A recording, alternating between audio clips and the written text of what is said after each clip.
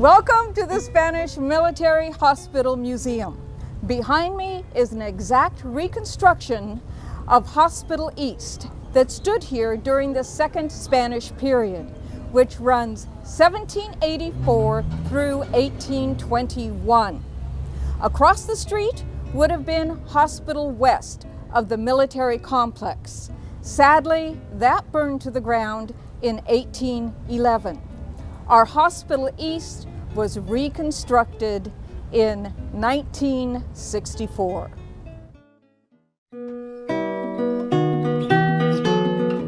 This was a hospital for military men run by military men. Women were not allowed in this hospital as caregivers. If you were in the military in 1790, you wanted to be in the military of Spain. That's because the Spanish took care of their men. The men who stayed in the Spanish military hospital had, on an average, a 70% survival rate.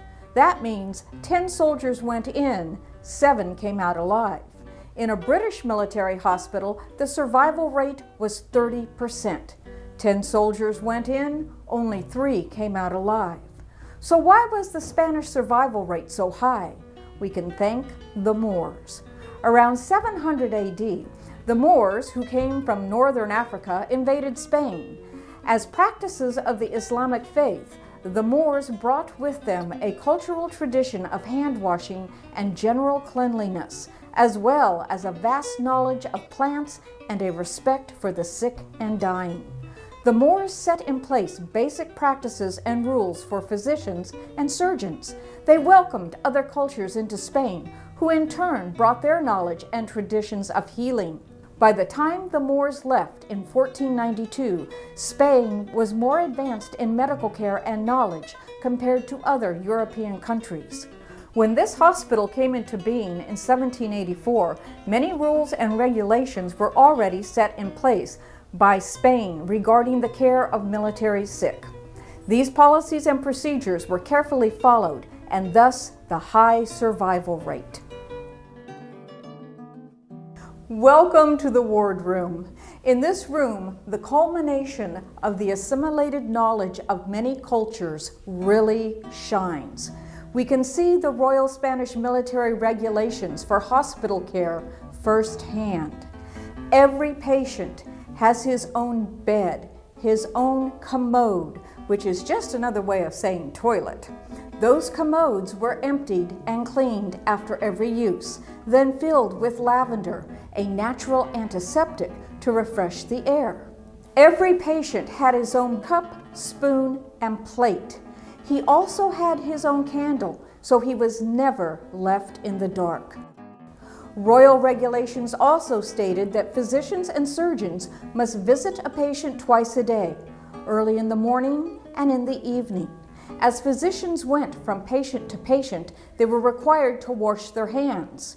Patients bathed regularly, and their bed linens were changed and laundered as well.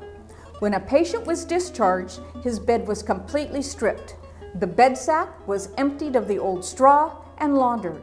It was then restuffed with fresh straw before being placed back on the bed frame for the next patient. In other words, this was a very clean environment. Royal regulations also covered surgeries. All surgeries were performed outdoors because of light. All surgical instruments were washed before and after surgeries.